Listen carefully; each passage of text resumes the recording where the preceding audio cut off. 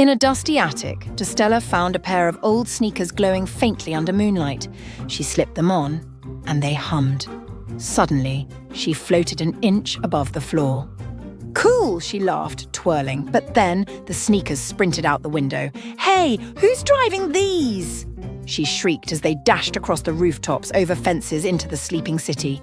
The sneakers stopped before an old shoe store. Inside, shelves shimmered with glowing shoes. "You're the chosen walker," whispered a voice.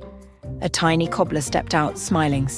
"These sneakers only fit those meant to walk between worlds." Dustella's eyes widened. "Worlds?" The cobbler nodded. "Tonight, we need you."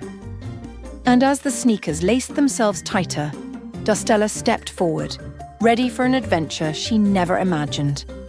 In a dusty thrift shop, Milo found a strange blue coat hanging in the corner. "Try it on," the shopkeeper winked.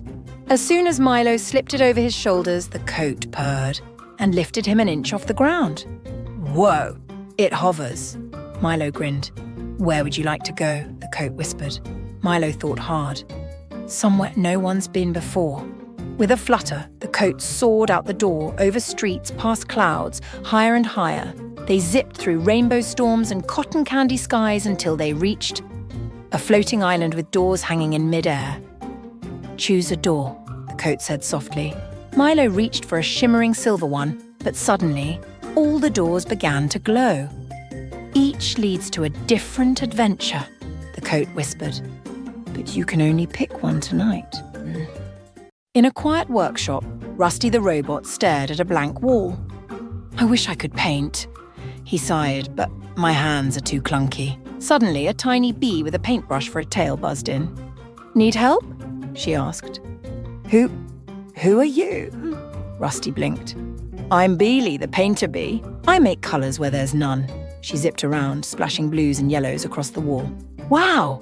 Rusty gasped. "Teach me." "Sure," Beely grinned, guiding his metal fingers. Slowly, Rusty dipped into paint and made his first stroke, then another and another.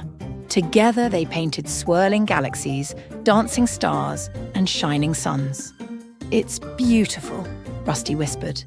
Beely smiled. "Sometimes, it just takes a friend to show you how bright you can be." Shelley the snail longed for speed. Every day, she watched Skitter, the jetpack squirrel, zoom across the park. "Oh, to fly," she sighed. "Why so glum, slowpoke?" Skitter grinned, zipping by. "I wish I could go fast," Shelley said. "Hop on," he said, "but I'm a snail." "Perfect."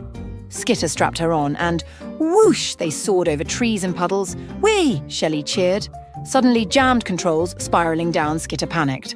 Shelley stretched out, splat, and caught a lily pad, gliding them safely down. "Whoa," Skitter said. "You saved us." Shelley smiled. "Slow and steady's got moves too." Every morning, Lila tended her tiny garden on the castle wall. Roses, tulips, daisies, all bloomed under her care. But one misty dawn, a shadow loomed overhead. A dragon. "Please don't eat my flowers," Lila begged, but the dragon sighed. "I don't want flowers, I need help." He opened a claw, revealing a wilted golden seed. "I've tried planting it everywhere, but it won't grow." Lila smiled gently. "Let's try together." They dug a small patch in her garden, watered it, and waited. Days passed. Then, sprout. A golden vine shot up, wrapping around the castle. "It needed kindness," Lila said softly. The dragon beamed. "And now I'll guard your garden, always." From then on, the dragon's wings shaded the flowers, and every visitor left with a golden bloom. Far beyond the hills stood the spiral tower, twisting high into the clouds. No one dared climb it, except Starzl. "Inside is a wish," she whispered, clutching her lantern. As she stepped inside, the staircase shimmered and shifted under her feet. "Choose wisely," a voice echoed. Every turn brought a door, one to treasure, one to adventure, one to answers. Starzl hesitated, then followed the faint sound of music. Up and up she climbed until she reached a tiny window at the very top. There she found herself playing a song on a golden flute. The wish was always inside you, the voice smiled. Starzl laughed, feeling light as air. As she played, the tower's walls unfolded into bridges of light, leading to dreams she never dared imagine. High above the tallest mountains lived a shy little cloud named Puff. He watched big clouds make thunder and lightning. "I could never do that," he sighed. One day the sun whispered, "Puff, the garden below needs help. Can you try?" "Me? But I'm too small," Puff said. "Please," the sun smiled. Puff floated down and gave a tiny squeeze. Out came the softest drizzle. Flowers perked up. Trees sighed in relief. "More, Puff," said the sun, and Puff gave just enough to bring the garden back to life. Back home, the big clouds cheered.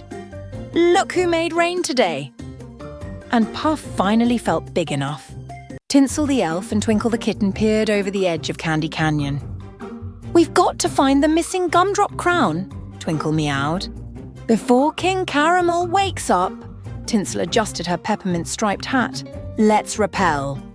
They slid down licorice ropes, dodging cotton candy clouds and marshmallow boulders. Suddenly, a licorice snake hissed. "No one passes without a riddle." "We don't have time," Tinsel cried, but Twinkle purred, whispering the answer in its ear. The snake smiled and slithered aside. Deeper into the canyon they raced until there it was. The gumdrop crown sat atop a chocolate stalagmite. Carefully they lifted it, just as the sun rose. "Quick!" Tinsel giggled. "Back to the castle!" And as they placed the crown on the king's head, he stirred and smiled, none the wiser to their sugary adventure.